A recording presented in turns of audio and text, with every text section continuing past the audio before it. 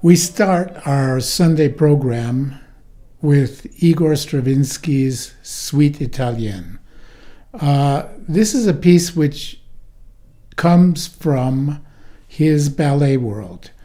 Stravinsky, of course, wrote these gigantic, massive ballet scores at a certain time in his life, and then came to a point where he felt that he wanted to reduce the massiveness of the orchestras and the massiveness of what he was doing.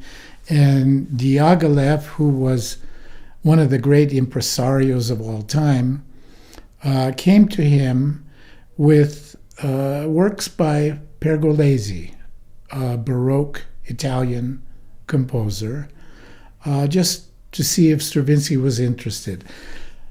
In my mind, I always equate Stravinsky with Picasso in a very particular way. Picasso had this incredible knack of being able to switch his genres and switch his personalities throughout his career. So we have these different periods. And Stravinsky, to me, did the same thing in music. This switch to the smaller ballet ensemble and to this old music, which he became enamored of, brought in an era in which he really was, they call it neo-Baroque.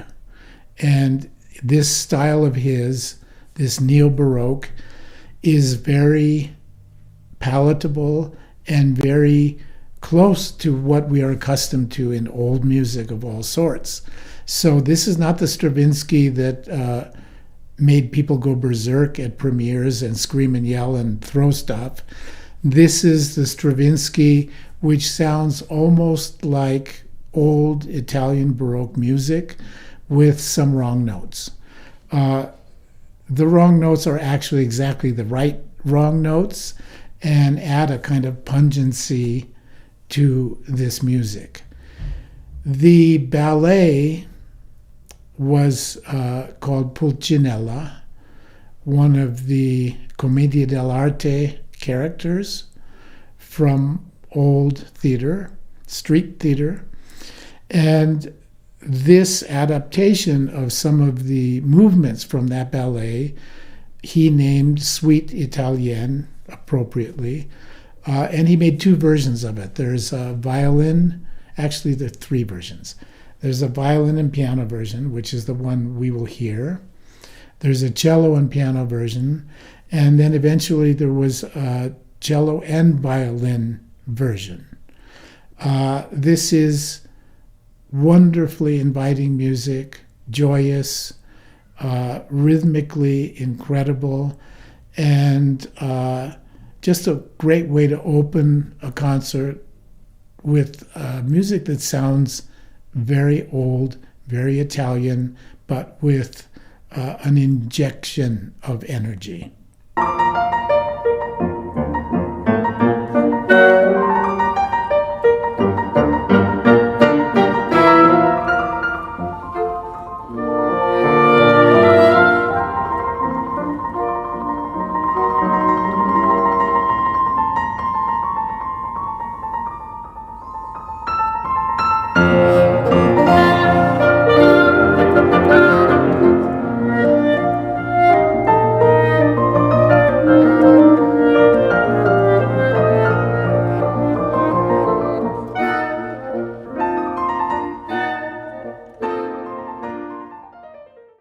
The next piece on the program is meant to really be contrasting in many ways. Beethoven's Quintet for Piano and Winds.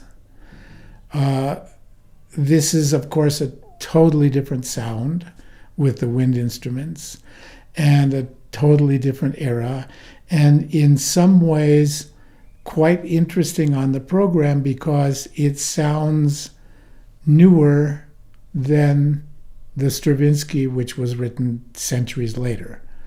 And that's because the Stravinsky obviously mimics old music.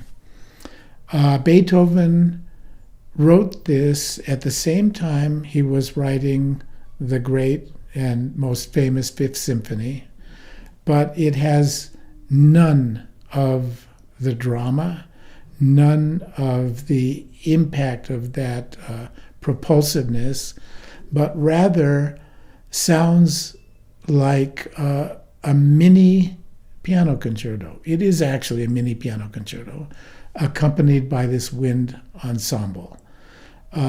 It's a great vehicle for the piano, which was his intention. It was written at a time when he was trying to promote himself in Vienna as not only a composer but a great pianist, and this was a show-off piece for him to play.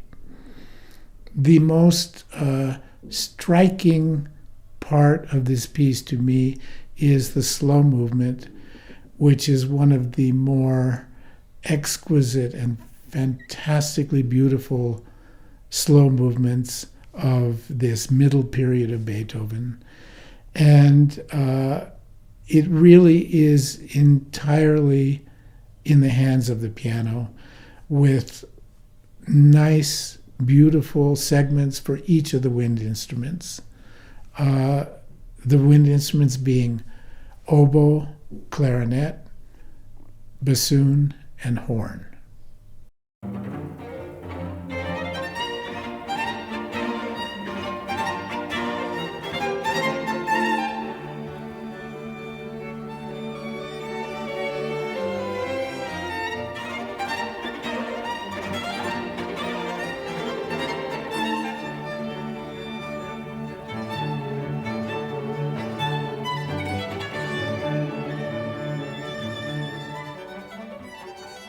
After intermission, we go to one of the most beloved pieces of chamber music altogether.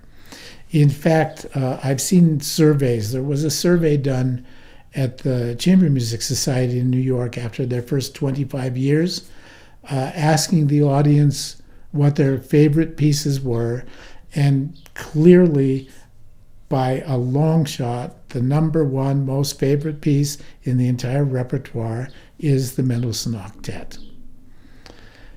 This is a miraculous work written by a 16-year-old boy. To me, one of the real proofs, one of the signs that music is its own language, its own world, and has a kind of a way of being produced by a composer that defies logic, because a 16-year-old should not actually be able to embody the range of emotions and the maturity that's in this piece, let alone be able to express it and put it down on paper and present it to an audience. But here we have it. He uses the 8 instruments. The octet is really 2 sets of quartets, string quartets. So we have 4 violins, 2 violas, and 2 celli. He uses it in various ways. At times, it sounds like a small chamber orchestra, string orchestra. At times, he brings out individuals, and at times, he juxtaposes the 2 sets of string quartets. The textures are remarkably handled by a 16-year-old. They are transparent, clear. The piece has incredible energy in the first movement, which is very dramatic. In the last movement, which is basically a kind of fugue, starting in the second cello to the first cello to the violas to the violins, with dramatic energy, propulsive, electrifying energy. And then we have one of the great Mendelssohnian sounds, which is in the scherzo. There's a very famous scherzo from the Midsummer Night's Dream. This is a precursor and actually has the same amazing